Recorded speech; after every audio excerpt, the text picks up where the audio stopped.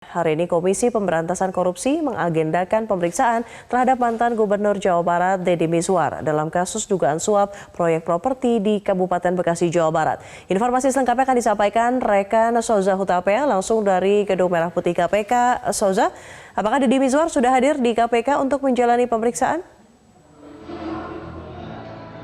Widya, Deddy Mizwar tadi sudah tiba di Gedung KPK Merah Putih Jakarta ini pada pukul 10.40 waktu Indonesia Barat. Ia tiba sendirian tanpa didampingi oleh kerabat ataupun dari pihak kuasa hukumnya. Hari ini KPK menjadwalkan pemeriksaan terhadap Deddy Mizwar dengan kapasitasnya sebagai saksi untuk tersangka Iwa Karniwa yang merupakan sekretaris daerah nonaktif Provinsi Jawa Barat dalam kasus dugaan suap mega proyek Mekarta yang berada di Kabupaten Bekasi. Selain menjadwalkan pemeriksaan terhadap Deddy Mizwar, hari ini KPK juga dari jadwal pemeriksaannya menjadwalkan pemeriksaan terhadap dua orang lainnya dari pihak swasta, yakni yang bernama Edi Trianto dan juga Satriadi, di mana Edi Trianto dan juga Satriadi ini diperiksa untuk kasus yang sama dan juga untuk tersangka yang sama. Namun kehadiran dari Edi Trianto ataupun juga dari Satriadi sampai saat ini kami belum melihat kehadirannya di Gedung Merah Putih KPK. Berikut pernyataan selengkapnya dari Deddy Mizwar.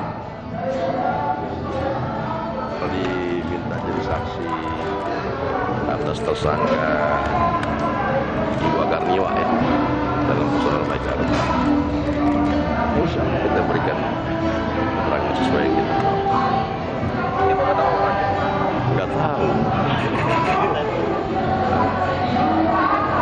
Itu saya cuma dengar dari berita. Dengar dari berita bahwa dia jadi tersangka itu. Widya. Souza, sudahkah Anda mendapatkan informasi apa yang akan didalami oleh penyidik KPK dalam pemeriksaan hari ini?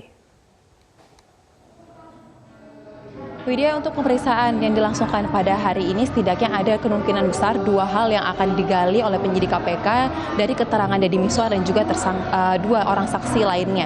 Yang pertama ialah untuk mencari tahu sebenarnya seperti apa proses pemberian rekomendasi dari Pemprov Jabar untuk pembangunan dari mega proyek Mekarta di Kabupaten Bekasi. Sebagaimana kita ketahui juga, pada awalnya dari pihak swasta ini meminta diberikan izin untuk lahan seluas 500 hektar. Namun setelah dilakukan pengkajian oleh Badan Koordinasi Penataan Ruang Daerah atau BKPRD yang saat itu diketuai oleh Deddy Mizwar, hanya diberikan izin ataupun rekomendasi berupa IPPT untuk lahan seluas 84,6 hektar. Dan setelah berikutnya ini realisasi pembangunan ternyata melebihi daripada jumlah lahan yang diberikan izin, yakni melebihi dari 84,6 hektar. Lalu yang kedua, KPK ini akan mencari tahu lebih dalam lagi ataupun menelisik mengenai peran-peran dari pihak lain yang diduga ikut turut menikmati uang dari suap yang diterima oleh pihak swasta dalam pembangunan mega proyek ini. Sebagaimana kita ketahui juga, sampai dengan saat ini KPK sudah terus melakukan pemeriksaan dan juga pemanggilan terhadap sejumlah pihak, dan juga KPK ini sudah ada menetapkan 9 orang tersangka dan statusnya sudah sebagai terpidana.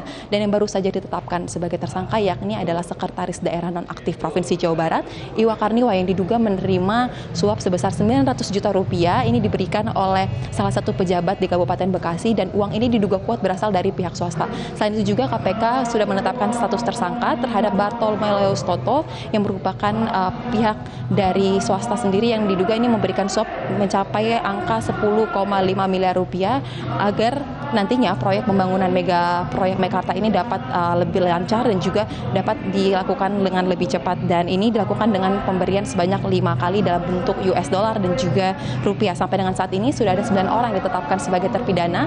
Kasus hukumnya sudah selesai diperiksa sampai dengan di tahap pengadilan dan ada 2 orang lagi yang saat ini masih dalam proses penyidikan.